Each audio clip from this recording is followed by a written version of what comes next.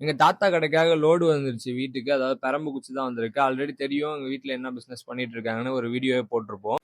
அந்த வீடியோ பார்க்கலாம் மறக்காம பார்த்துட்டு வந்துருங்க. சின்ன வயசுல சிலம்பம் கிளாஸ்லாம் போனது. அந்த ஃப்ளோ இருக்கா அப்படின்னு சொல்லிட்டு சும்மா செக் பண்ணி பார்த்தேன். ஆனா ஏதோ பொசிஷன்லாம் தப்பா வச்சு தான் சிலம்பம் சுத்திட்டு இருந்தேன்னு நல்லாவே தெரிஞ்சுச்சு. ஆனா ஓரளவுக்கு ஃப்ளோ இருக்கு. சரி ஓகே ஏதோ ஓரளவுக்கு சின்ன வயசுல கத்துக்கிட்டது கொஞ்சம் கொஞ்சம் லைட்டா வருது அப்படின்னு சொல்லிட்டு கொஞ்சம் பெருமையா மனசை வச்சுக்கிட்டு கொஞ்சம் நேரம் அப்படியே எல்லாம் ட்ரைனிங்லாம் பண்ணிட்டு அப்புறம் கிளம்பிட்டேன். எங்கன்னு பாத்துக்கிட்டா இன்னைக்கு எங்க ஊர்ல உள்ள அந்த சட்ரஸ் தான் பார்க்க போறோம். அதாவது டேம் போயிட்டு இந்த மாதிரி காடு மேடுகள்லாம் இருக்கு இதுக்குள்ளேயா இருக்கு அப்படின்னு கேட்காதீங்க. இது எவ்வளவு நேச்சரான இடம்னு உங்களுக்கு தெரியாது. ஏன்னா சைட்ல ரொம்ப அழகான வியூலாம் இருக்கும். அதெல்லாம் எடுக்காம இந்த பைத்தியக்கார பைய விட்டு வச்சுட்டான். இவனை நம்பி வேற கேமரா கையில குடுத்துட்டேன். இது ரொம்ப தூரம் போற மாதிரி தான் உங்களுக்கு தெரியும். ஆனா அப்பெல்லாம் இல்ல, எங்க வீட்ல இருந்து கொஞ்சம் பக்கம் தான். அப்படியே நேச்சர் அப்படியே ரசிச்சுக்கிட்டே போய்கிட்டு இருந்தோம். அங்க போனதுக்கு அப்புறம் பாத்தீங்கன்னா ஏதோ ஒர்க் எல்லாம் போயிட்டு இருக்கு. இது வரைக்கும் அங்க ஒர்க் எல்லாம் பண்ணதே இல்ல. இந்த கம்பி எல்லாம் புதுசா போட்டிருக்காங்க. இந்த மேல சைடுல இங்க எல்லாமே புதுசா கம்பி எல்லாம் ஆட் பண்ணிட்டு இருக்காங்க. முன்னாடி எட்டி பார்த்தாலே கீழே விழுந்துருமோ அப்படிங்கிற மாதிரி ஒரு பயமா இருக்கும். இப்ப நல்லா சேஃப்டியா ஏதோ கொண்டு வந்துட்டு இருக்காங்க. ஓகே தான், ஏதோ டெவலப் ஆயிட்டு இருக்கு. இங்க வந்து காவேரியும் வீர சோழனாரும் ஸ்பிளிட் ஆகிற ஏரியா இந்த இடம் தான். இங்க வந்து ஒரு சில் கிளைமேட்டோட வந்து உட்கார்ந்தோம்னு வச்சுக்கோங்களேன், டைம் போறதே தெரியாது. ஏன்னா அடிக்கடி நாங்க இங்க தான் போட்டோ ஷூட் எல்லாம் வருவோம். தண்ணி எல்லாம் பாருங்களேன் எவ்வளவு ஃபோர்ஸா போயிட்டு இருக்குன்னு. இவன் நான் வந்து டைட்டானிக் ஜாக் மாதிரி நிக்கிறேன் போட்டோ எல்லாம் எடுறா அப்படின்னா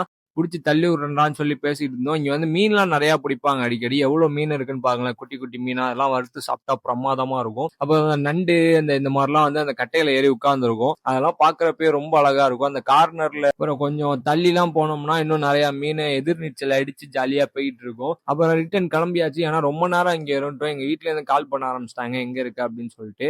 அவ்வளவுதான், கிளம்பி வீட்டுக்கு போயிட்டோம்.